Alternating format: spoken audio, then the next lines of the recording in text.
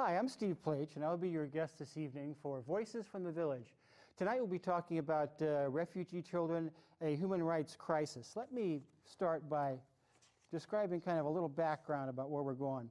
Over the past few years, and in particular over the past few months, the number of children and families leaving Central American countries of El Salvador, Guatemala, and Honduras, and arriving in neighboring countries and at our southern border has grown significantly. Already in fiscal year 2014, more than 57,000 children have arrived in the United States, double the number who made it to the U.S. southern border in fiscal year 2013. The number of families arriving at the border, consisting mostly of mothers, infants, and toddlers, has increased in similar proportions. This is a really fascinating subject matter, and I'm really delighted to have with me two people who are very knowledgeable and who are really engaged in this process. Welcome, Paul Johnston. Paul, welcome back. Thank you, Steve. And Marvin Santano. Marvin, Hi. Welcome to you. Thank you. Paul, you have been with us several times on Voices. You and I have done several different things over the last few years in activism. Just give the viewers again a reminder of kind of who you are and what your background is. Well, I'm a sociologist and also a community organizer, and I've been trying to learn about public life and participate in it for about 40 years in this area, one way or another. Over in San Jose and down in Salinas, but increasingly here in my own backyard here in Santa Cruz. And I'm part of the Immigration Action Group, which is a network of people who are who work in different ways to support immigrant rights and to expand the participation of immigrants in our community. Yeah. And thank you also for your great work with the PDC, the People's Democratic Club. We hasten to always get a shout out to them. And Marvin, help me out. Centeno? Centeno, welcome to you. Thank you. Give us a little bit of your background and let the people know, what you've been doing in your life. Great. Well, I was born in Los Angeles, and at the age of 5, my parents from El Salvador decided to migrate due to financial instability here. I lived in El Salvador in a small province called Santana for 10 years, where I was able to continue my academic journey. Right. And at the age of 15, I decided to migrate because parents, people in the community used to tell me this, unite this American dream and what the U.S. acquaintance is to reach the goals and a better future. So I came here to high school, graduated. I thank my aunt who provided me shelter and food. Yeah. And thank God that I'm now here at the university where I had to thank my mentors who, through them, I got to love the activism I do today. And I didn't mention in the introduction, but I will now, that you are working with the Committee in Solidarity with the People of El Salvador, so that's wonderful. Thank you. Paul, you and I were at the Board of Supervisors on a Tuesday. Of course, I was there bringing the ACLU proposal to have a moratorium on camping ban to the board, and you were there speaking both eloquently and passionately, as you usually do, about this issue. In fact, it was your testimony there that really kind of inspired me to approach you and say, hey, let's put a show together. Let's talk about this more and let people of Santa Cruz get a broader understanding of what's going on.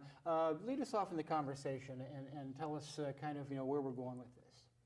Well, I think you can't, if you pay any attention to the news at all, we've in our community have become increasingly aware, as of people across the country, of the thousands of children especially, and moms and children who've been coming to especially the South Texas border, turning themselves in and seeking refuge here in the United States. Refugee camps are expanding on the Mexican side of that border even now. And it really came home to us in this area when another small town in California hit the news, Murrieta, California, in Southern California, where there's a federal processing center for families and children, for moms and kids who were being processed through the Department of Homeland Security as refugees. And the mayor of that town and some of the folks, especially from the fundamentalist Christian university that's there, turned out to picket and block the buses. And that created an image across the country I think it led a lot of us in California communities to ask, well, where do we stand? And I'm really happy to say that our community, Santa Cruz, Watsonville, Santa Cruz County, Watsonville, City of Santa Cruz, and points in between, and have had a different take on this situation, have been much more hospitable and supportive, and the action at the Board of Supervisors was part of that. That's wonderful. And Marvin, now, I was a little distracted at the Board of Supervisors myself. Were you there as well speaking with Paul?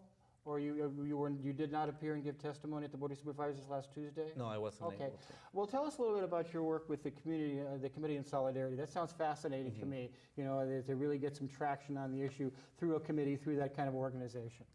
Definitely. Primarily we have worked close with the Salvadoran Committee of Santa Cruz. As a CISPA's representative, one of the main things that we have gotten together is to have a couple of our members see if we can find resources, collect, gather, Right. what we call in Spanish víveres, or goods that that we can provide to these children that are right now in need. And especially since on campus at the university, we tend to host as many discussions with as many resources centers to provide us with financial assistance, and in order for us to continue our activities. Well, that's terrific, and the university is and should be a wonderful forum and really a center for organizing that kind of thing. Paul, you were kind enough to send on a kind of an outline of how we might approach this issue, and I think maybe it's wise for us to kind of follow that a little bit. One of the first things you mentioned is that the communities are sending aid to refugees on the border. You mentioned that churches, PDC, have collected several hundred pounds of new items that are now on the way to the border. Give us a little bit of the background and flavor of that. Well, the person who took the initiative on this was Watsonville Mayor Karina Cervantes. I think she deserves a lot of credit. She brought people together, especially from the faith communities, in a prayer vigil in the Watsonville Plaza about a month ago now. And that inspired people from a number of faith communities, as well as other groups, unions, and our People's Democratic Club to gather donations. And over the last 3 or 4 weeks, we've collected 500 pounds. And it's been quite inspiring because you see people who are themselves typically don't have very much money, who have gone to the Target or the drugstore or whatever and picked up the things we've asked for, which are women's undergarments and female hygiene products, socks, shampoo, soap, toothbrushes, school supplies. And we've had volunteers working on sorting, and this is all new stuff, and putting them into boxes and weighing them, and then volunteers hauled them on trucks over the hill where they were taken to Guadalupe Church, where a similar drive is going on. Okay. And then the Teamsters Union has volunteered a big semi-truck trailer, which is leaving from Oakland down through the Central Valley to pick up similar donations all the way down the valley, mostly in farm worker towns. And these will also be delivered where now? They'll be delivered to refugee families on one side or the other of the border in Arizona and Texas. Okay. And Marvin, now is the campus kind of galvanized around trying to put some supplies together or some sort of tangible aid to folks who are really in need in this situation? As of right now, because it's the school term period has ended. Oh, that's right, sure, yeah. Definitely, on the other side, student activists have definitely gathered with other organizations and in other local meetings with local organizations in order to find out ways on how to get involved right away. Yeah, that's a wonderful thing to do. Paul, you mentioned again in your outline is that the needs of the refugees that are arriving in our community now. And you're talking about 20 plus unaccompanied minors have been released to their families in our county alone. And the Board of Supervisors, we were discussing before the program, has started a process to help sponsor about 8 to 10 kids whose families have not been located. amongst their needs are economic, legal, psychological, etc. Tell us more about that, because that is really a wonderful program, and that's really where we should be on this issue. Well, the ball has just started rolling, and to their credit, Supervisor Bruce McPherson and John Leopold started the ball rolling as far as the county is concerned, offering to facilitate foster arrangements for some kids who are pending finding their families, and placing them with local homes rather than in these detention facilities, which are just not good places for kids. And at the same time, probably with support from our state legislature now, although I'm not even sure. You know, I think the immigration attorneys in our community are anxious to provide legal assistance, and I know the ACLU has been very interested in helping to provide legal services to these kids as well. So our community is starting to come together, both for the collection of material aid, as we talked about a moment ago, and to form a network of support for social needs, for maybe housing needs, certainly for legal services, maybe for mental health services, because these kids have often been through a very traumatic experience. We're just starting to get organized to provide a supportive system. It appears that Catholic Charities will hopefully play a central role in this process, but community groups and faith communities will be important as well. And we've decided formally, the Immigration Action Group, to form a refugee aid committee, which had an informal meeting already and will be meeting again very soon. And so we invite people who want to get involved to contact us, and we'll follow up. Marvin, I wanted to ask you about, unfortunately, we wanted to have Carolina Fuentes here with us today. She was unable to attend, but she is a member of the Salvadoran Committee of Santa Cruz. Are you familiar with that, and what is their work?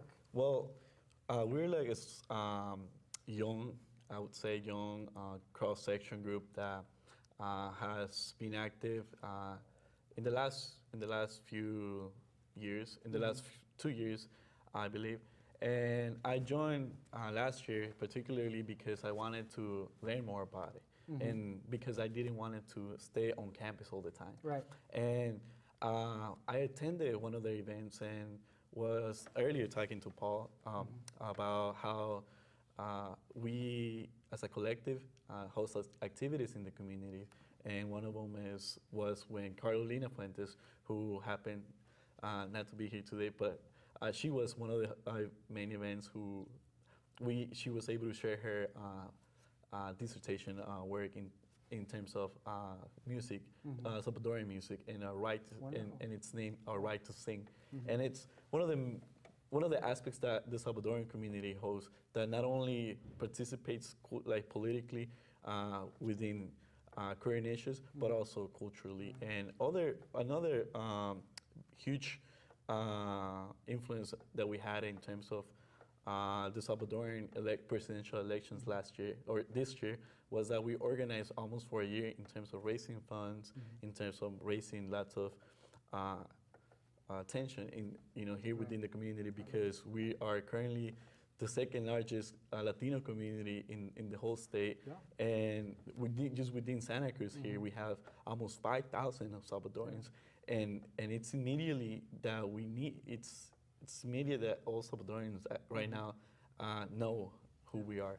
And it's interesting to me that Santa Cruz County is 30% Latino Hispanic, and we've always had a very strong support and feeling for that culture here. And of course, Merrill College is Latino Studies, I think, at UCSC, and there has been a lot of emphasis on that. I know our Assembly member Luis Alejo, who just wrote an op-ed piece in the Sentinel today about El Salvador, if you may have seen, has been very outspoken. He led a delegation to El Salvador recently, as I understand it, and has been very outspoken about the Central American awareness that I don't think really we've had here in Santa Cruz. I think our focus really has been more on, Mexico and immigration, and Paul and I have done some work on immigration, of course, and so that has been a primary focus. But now I think it's important to really understand that Central America is part of that global, social ecological thing that we need to talk about. Paul, your views about the emergence convergence, kind of a more awareness and sensitivity to the socio-political situation in Central America? Well, of course, we Americans, we citizens of the United States, tend to learn about geography and about what's happening in the world when these kinds of things happen. And now Central America has been brought to our attention. But of course, the United States has played an active role in Central America for many, many years. And hopefully, what's happening now will stimulate us to strengthen our efforts to change the kind of impact that our government has in that area. But I guess that to me the most important thing that's happening right now for my own community, this area, for California, is the emergence of the Salvadoran community itself as part of our community. And you know, this is a very California thing that's happening. This is what California is. It's one wave after another of new people coming, and people who've been here perhaps for 20 or 30 or 40 years who think California started with them may not be aware that they actually were part of an earlier wave that overwhelmed the folks who were there before. And it was hard for me, actually, because I grew up here in California, as did my parents and their parents. And I used to kind of resent all these newcomers who didn't have the same memories that I did of the old California. But now I've realized this is part of what gives our state its vitality, its innovation. Oh, no question. And the new cultures, the new flavors, you know, just enrich us. So I think we in Santa Cruz are very, very lucky. And if there's any silver linings you could point to on this, I think it's the surfacing of the Salvadoran community, hopefully as a more and more visible force participating in our community. Absolutely. And you know, as I was reading through the literature, kind of, you know, educating myself about this issue, and certainly I need to know much, much more. And I really was delighted to hear your very passionate, as I say, articulate testimony at the Board of Supervisors that kind of piqued my interest about, you know, an issue that we really need to be engaged in. But one thing that I did notice is said that before fiscal year 2011, U.S. Customs and Border Protection officers encountered an average of 8,000 unaccompanied children on an annual basis. The majority of these children came from Mexico, with fewer coming from El Salvador, Guatemala, and even from Honduras. This trend shifted in 2011 when 3 times more children from Guatemala, Honduras, and El Salvador arrived on the U.S. border, with the majority coming from Guatemala. What has caused that kind of sea change, that trend? You want to speak to that? Well, maybe I think there should be, we have to look back more into positioning the Obama administration and looking at how this government has tended to promise a better welcoming, a better, more Latino community, a more secure base community, and more like expected changes just in our communities, in terms of accessing, you know, other institutions like welfare, like education. And in spite of the spike, I think you had to return to me, the spike of 2011, I think that mentions more than just, you know, our government's policies that have affected or have increased, you know, this amount of immigrants coming from Central America. Paul, I want to go back to something you were talking about earlier. Talking about the Board of Supervisors started a process to help sponsor some kids. Now, this is based, as I understand it, on a program that's already running in Santa Clara County? Well, they're a few weeks ahead of us. So both counties at this point have expressed their interest in supporting a fostering process. And their county is larger than ours, and so we'll probably have several times more kids in support it. But both counties, I think, are quickly learning that the relationship that's actually most important here is between the nonprofit community, where most foster services are provided, and the Department of Health and Human Services that's responsible for these kids. So the county's actually going to be playing, although it's great that we have that political support, they're sort of pulling the trigger on it, you might that's not a good metaphor. They're opening the door Okay. and calling upon the community to provide that kind of support. But I think it's Catholic Charities stepping up that's going to be absolutely central. And if I can just maybe clarify a little bit, I think the point that Marvin was making about what is driving the new waves of immigrants, my sense is that the kids coming here are not really aware of what's happening domestically in terms of either Obama policies or anything like that. Right. Rather, it's the spike in violence and the spiraling down of the economy in those three countries that has been the primary driver. And I'm glad you mentioned that, because we do have a clip that I thought would be appropriate that talks about, you know, the kind of the socio-political situation in Central America, and, you know, whether or not the immigrant refugees and children particularly will ever be able to safely return to their homes if they would choose to do so. Let's see if we can see that clip, and then we can have a little discussion about that.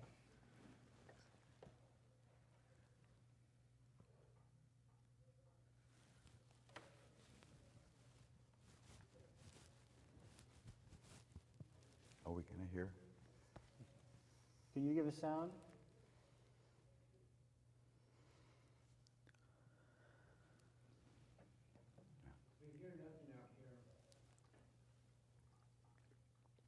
So this is the gist of it. I was hoping we'd be able to get the audio. Yeah. So in the second half of the conference,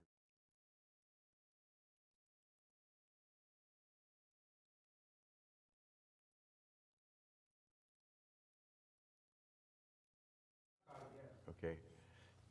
So what we're seeing here are portrayals of life and circumstances in Central America, in some of the most violent countries in the world. Right. And I don't know if you want to speak to that.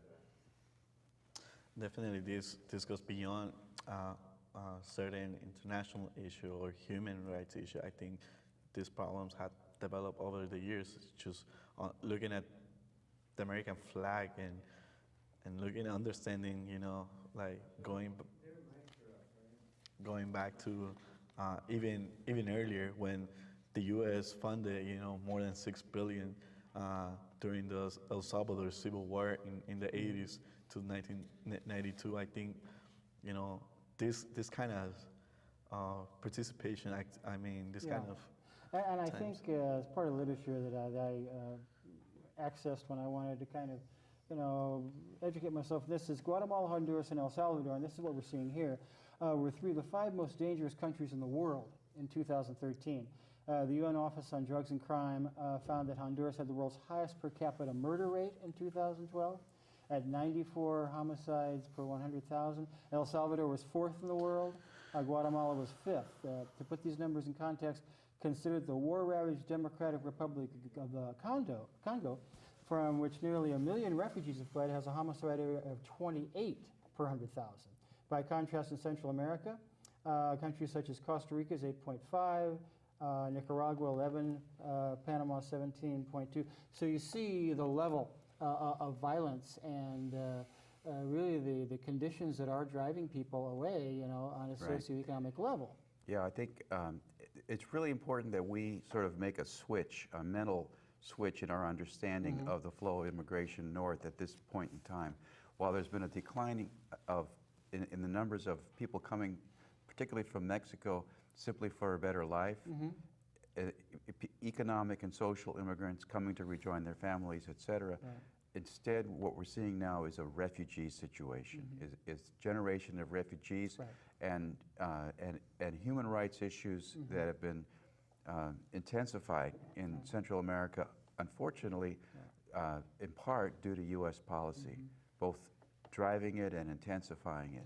So the real question in front of us now is, what is the role of the United States going to be in the future, and how can we use our influence to try to create conditions in Central America that are safer so that people can return? Because typically when either a refugee or an immigrant actually comes from Central America or Mexico, their intention isn't to come and stay here. It's often hoping to return maybe with some resources and an education, and to the place that they love, to the place that they feel connected to. So we need to help make it safe. Yeah, and my sense of this is that whereas immigrants from Mexico may be coming here because they see an American dream, a better life, but my sense of it is that the problems of drugs and gangs, and particularly youth being exposed to drugs and gangs, is so great, is increasing so exponentially in Central America that they are refugees. They're being driven away by a condition that's intolerable there. And would you agree? I mean, can you repeat the question one more time? Well, what I'm saying is that Mexican immigrants over time have come to the United States, I think, for a dream of jobs, a better life, and yet in Central America, particularly the child refugees, with their exposure to and danger of being forced into gangs and crime, are truly refugees, truly human rights refugees who are escaping a situation that their safety is at risk every day. And so they are migrating farther south, farther to the north to try to escape, a life that can only lead, to crime and to the potential of serious harm and even death. Definitely, I think as huge as this country is and strong and strongest in the world, I think you should consider these children, escaping right now as not political refugees, but as, in a humanitarian perspective. I think there shall be this recognition of what are some of the rooted problems in those countries, and instead of the big question of should we support these children, yes or not, I think the bigger question is why and how we can come up with a better solution. Not a better solution, but a better understanding of these conditions. And maybe for starters, we can stop doing the things that we have been doing for a long time. If you go really deep, it is interventions, repeated interventions in Central America to prevent democratic development of those societies in ways that are responsive to human needs and might develop a society that's able to take care of its own well and to provide safety and education and so on. For starters, to stop aligning ourselves with anti-democratic forces in Central America. But then more recently, it's of course these gangs that we hear about started here in the United States. It started on the streets of LA and here in California, and it was our deportation policies that exported the gangs down there, not to mention our appetite for drugs that created a market for their activities. And so simply to turn around and deport more kids is simply not the solution. Right. And that's to stop doing things that we have done in the past. And then the question becomes, what do we need to start doing? What does our country need to do to start taking responsibility for our sister countries, for societies that are connected to ours in ways that go beyond abstract principles, that have to do with families, that relationships that cross borders, that have to do with history, and have to do with the history of exploitation, economic exploitation through corporations, as well as family connections that just are they're as strong as blood, right? So we're really, from my point of view, we're one society in the Americas, and we should start acting that way. Now, Marvin, in the introduction, you were saying that you were born here in the United States, but then went back to El Salvador and spent some time there.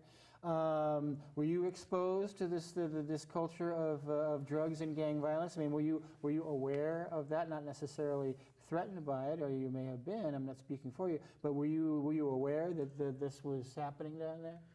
I actually absolutely did not have any idea that this was more of a structural problem within El Salvador, and that as Paul mentioned, that it comes from more like external problems that create internal issues within these providences. I was raised by my parents who would always my parents, since they live the ongoing social conflict, which is the Civil War, they they share their stories to me all the time, as how, for example, militarized, the military will like threat them with curfews, with their rifles in the streets. If, for instance, this, if this. Oh, excuse me.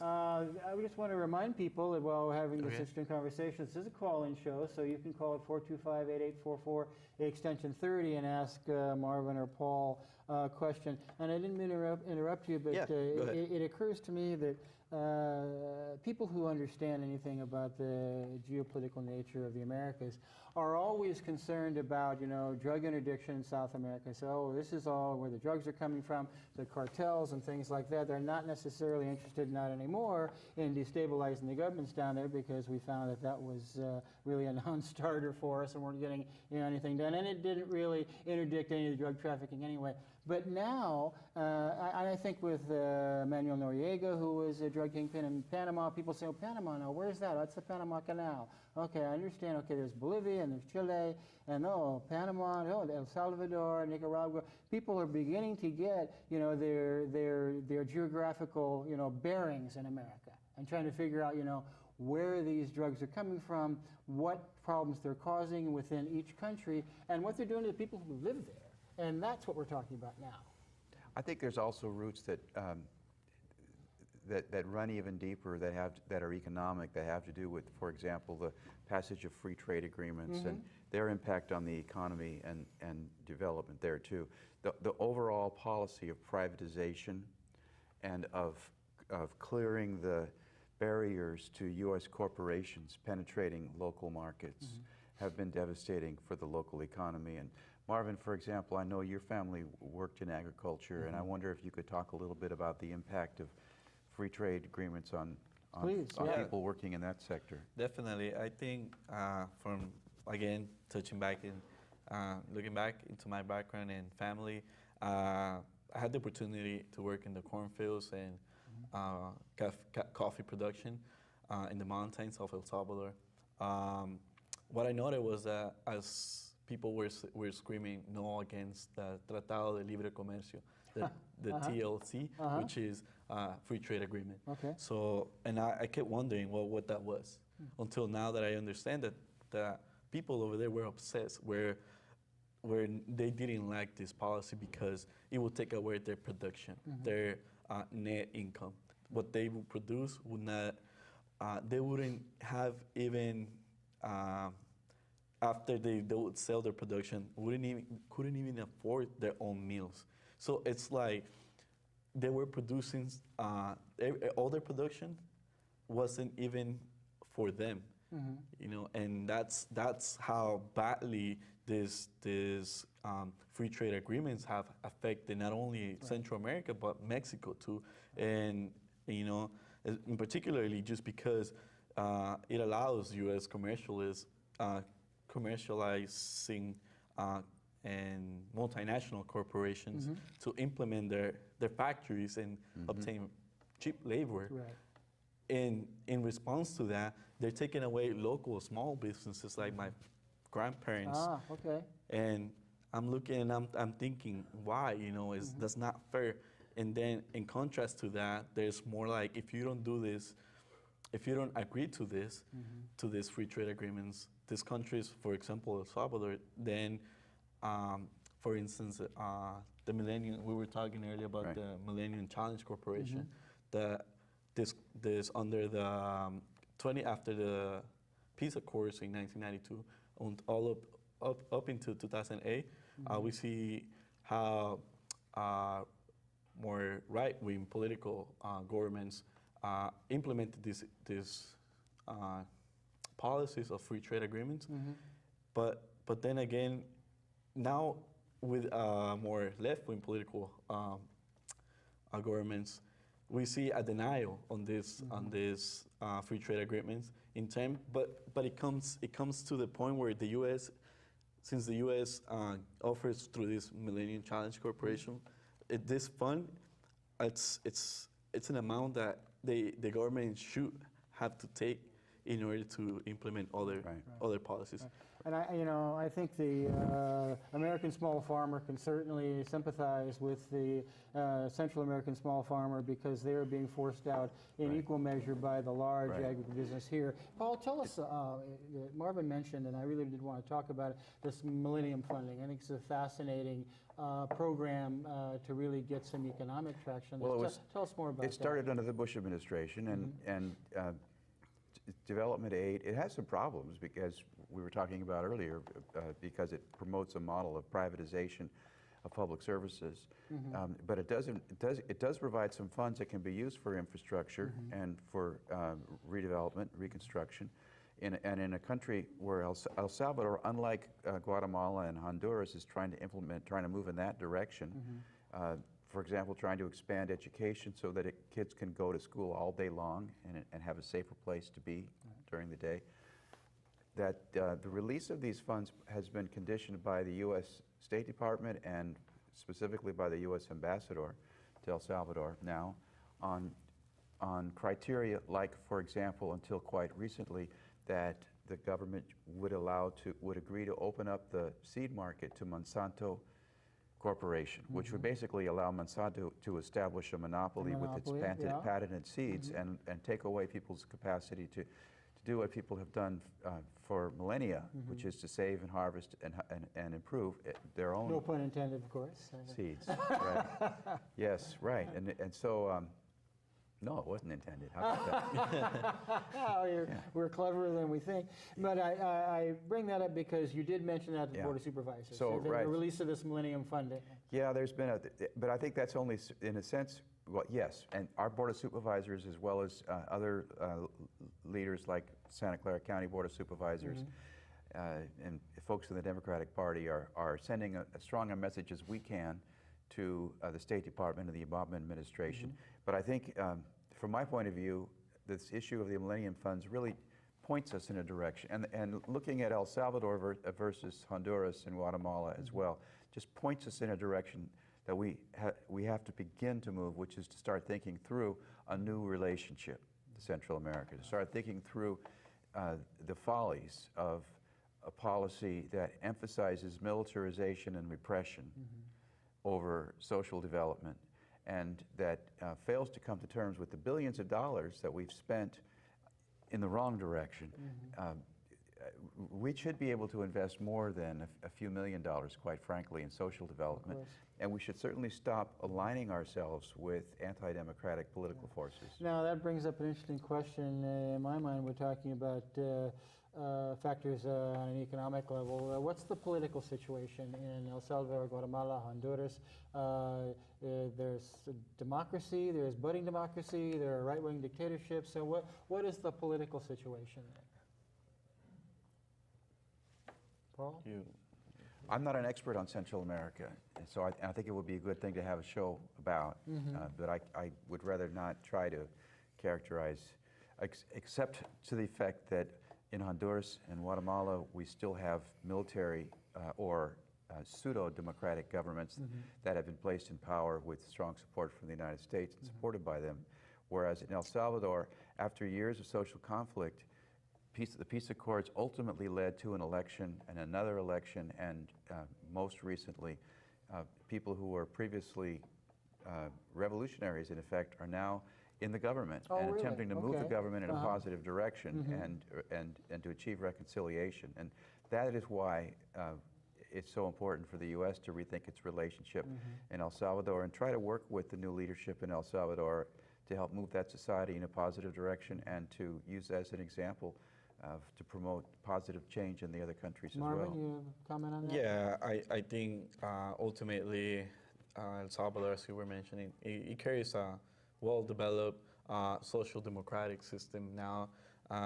You can see with under the Funes, Francisco Funes administration previous term that just passed, only with 4 years, you can see how popular programs such as like El Vaso de Leche, the cup of milk, which is implemented in like public high schools from really low, below low-income communities. And I feel like just that one. And the other one is providing, another popular program is providing the communities and small cooperativas, small co-ops, the opportunity to grow their products, like products such by offering them sacks of seeds. And it's really and also another change that just happened in just 4 years, as you can see. Before that, which wasn't much changes, you can see how, for example, like the streets and the re-infrastructure, how these ministers of re-infrastructure have now finished the jobs that in streets that these previous governments didn't do, Yeah. And I think it's really amazing now how we can see these changes. I think that's one of the things maybe that Paul was talking about. I'm certainly in favor of is that when we are getting to the point where we can really help other countries, it should be on the basis of economic incentives or infrastructure or schools or kinds of Head Starts kinds of programs that we have, to make sure that children are well-fed and well-educated, because when you have a well-fed, well-educated populace, you're going to have, that decade, that generation is going to grow up, I think, to really want to have change and positive change and more universal, human rights change when it gets older. Yeah. But Paul, you were talking about things the Obama administration should have on their plate, in terms of addressing the current problems that we have right now, the refugees that are on our borders, things like that. You have any ideas yourself about, what specific initiatives they should be pursuing now to improve the conditions of the people who are fleeing from Central America and are, now arriving in great numbers on our borders? Well, I think we need to follow the leadership of the people of El Salvador, that the folks that they've elected, and work with them to try to create safer spaces, safer conditions for kids to return to. And I think that's number one. Right. I think we need to recognize that the Obama administration has inherited a legacy of policy and personnel in Central America that it's perverse, because we're 6 years into Barack Obama's presidency, but it hasn't been rethought. And we have some of the same kinds of emphases, both in terms of policies that emphasize corporate access to markets over human development, that you would think that we're going to change. Many of us thought we're going to change when Barack Obama was elected to office. They still need to change. Yeah, and it's amongst the disappointments to me about Obama's policies, particularly his foreign policies. I don't think have lived up to the dream that I had when I voted for him the first time, and certainly again the second. But there's much more that we can do. Let's talk for a few minutes about some of the families that are here, some of the families that are being the placement of families, with families who are apparently of Salvadorian descent who are here. That is taking place now. There's a system and the program in place that's doing some good work with that? There's no program in place yet. We're just at the beginning of that process. What has started to happen is that families who live here, whose children have been picked up at the border and taken into custody, have been making arrangements to have their kids released to them. So we know that as of a couple of weeks ago, that there were about 20 families here in Santa Cruz County alone who'd had their kids released from federal facilities to them, and they're sort of below the radar. Typically, they're I think that Marvin might know a bit more about those families and their circumstances than me. I know it's more than 20 because I was contacted personally by a family just a week before last for help filling out the paperwork to get their 9-year-old son to release to him. So released to them. So as I was saying before, these families have needs. We don't want these kids, many of whom are adolescents themselves, to wind up being pulled into drug life and gang life here in our community. Right. These are kids who are going to be in some ways at risk, particularly because of the traumas they've already experienced, and their families need support. So, but we hesitate as as a network, the Immigration Action Group does, to sort of put out the word saying, give us a call and we'll help you out, until we've been able to pull together the resources in the community, legal resources, mental health services, social services, Legal to be able to services, respond, exactly, to be able to respond to people. And that's the process that the Board of Supervisors, I think, started to set in motion with their action last week. And then aside from that, there's also this sort of formal foster family sponsorship. And you mentioned that as well, yeah. Which would come, which would bring kids whose families have not yet been identified. And as of now, there is some federal funding for that, which will probably make it easier for Catholic Charities to get involved, but that funding stops the minute that their families are identified. So it's going to be a challenge for us long term, I think, and it's just, I think this is just the beginning of us thinking about so things that have already been going on under our noses, you might say, in our own community, and responding to that is the entrance into our community of, I don't want to say strangers because they're not. Typically they have family or networks, you know, here, but of new members of our community who are in need. And it's an opportunity for us as a community to open our arms, open our doors, and be, you know, live out the values that we share. Well, and I can heartily agree. Marvin, do you have a personal story of one of the families that you can share with us that you might know about? There was one case, one of the members of the Salvadoran community, a friend of mine, was sharing that as a group, they gathered this small delegation and went to Mendota City. And there were a few children who, youth who have actually just got their process, their legal process documented, and now they're able to reunite with their families. But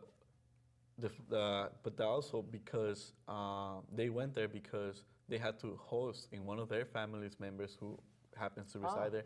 They had to host them, this young youth people, you know, young people, I would say, to, for example, with, you know, a small dinner, a small play, a small dish, and they shared to us that it was an impact, and it was impacting for them, how their stories, as they were sharing it to me, it was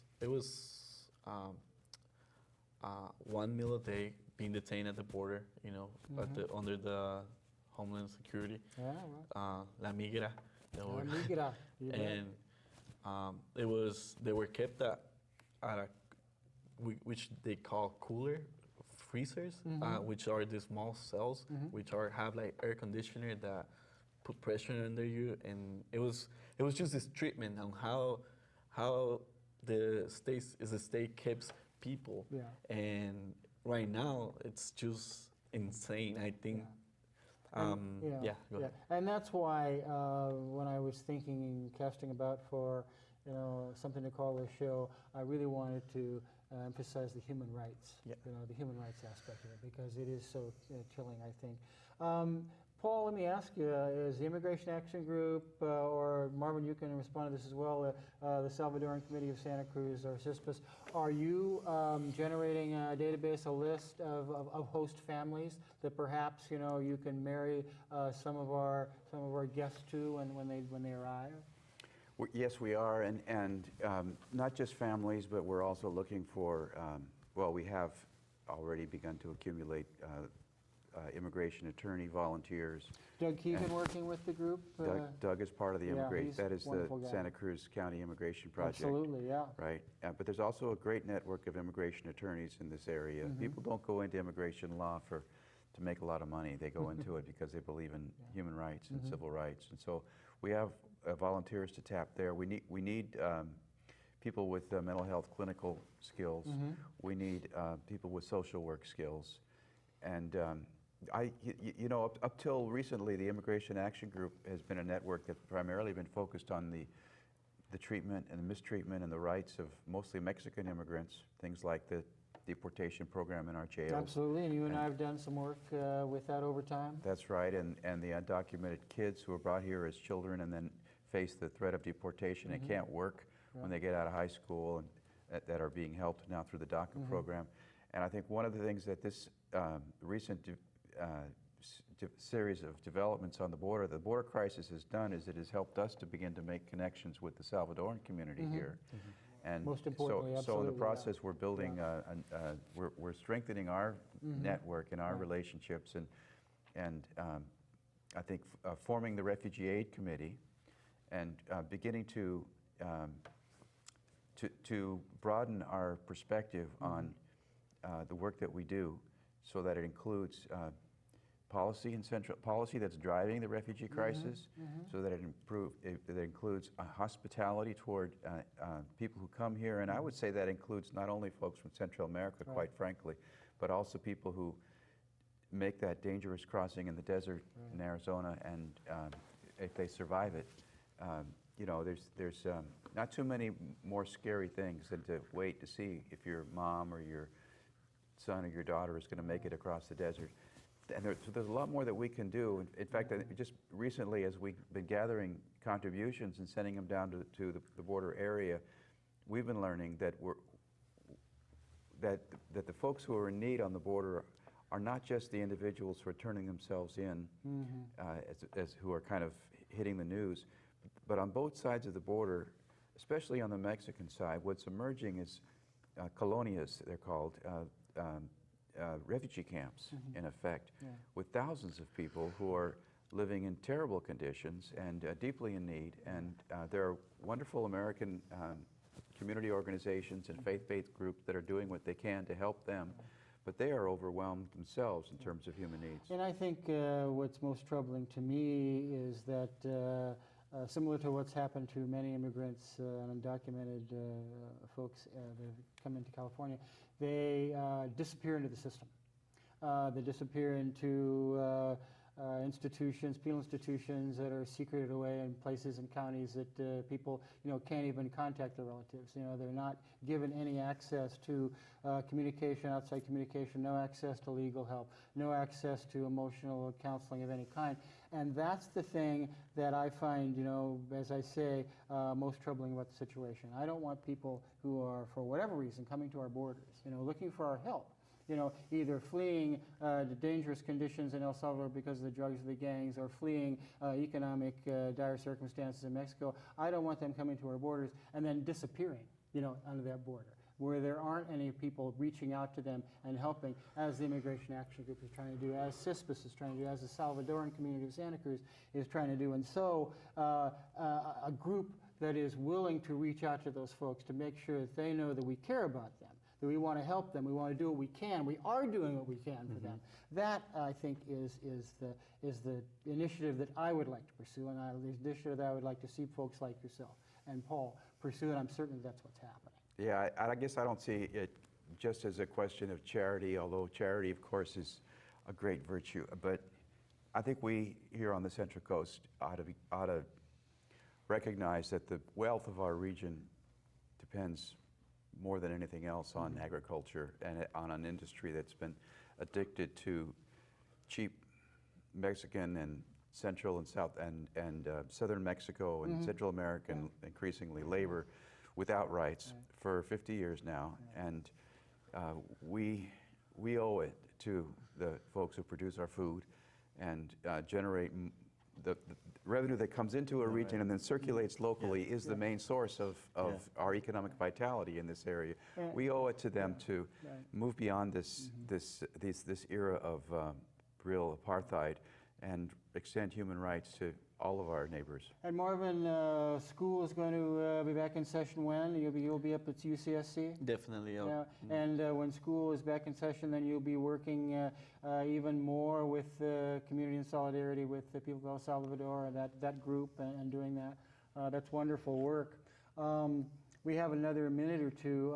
Let's make sure that we get all the contact information that we need for people who really want to be engaged in this issue. And as Paul, you say, we are a generous community. We're a kind community. That is our culture, and that's what we should be true to. Give us a little bit of contact information as we go out. Well, the Immigration Action Group is a network. We have very limited resources, so we're trying to develop ourselves more as an organization with capacity. But you could certainly get a hold of us, and it's pretty easy to do so. If you can just remember Immigration Action Group, put it together, and add Gmail at the end of it. And you had a Facebook page very quickly?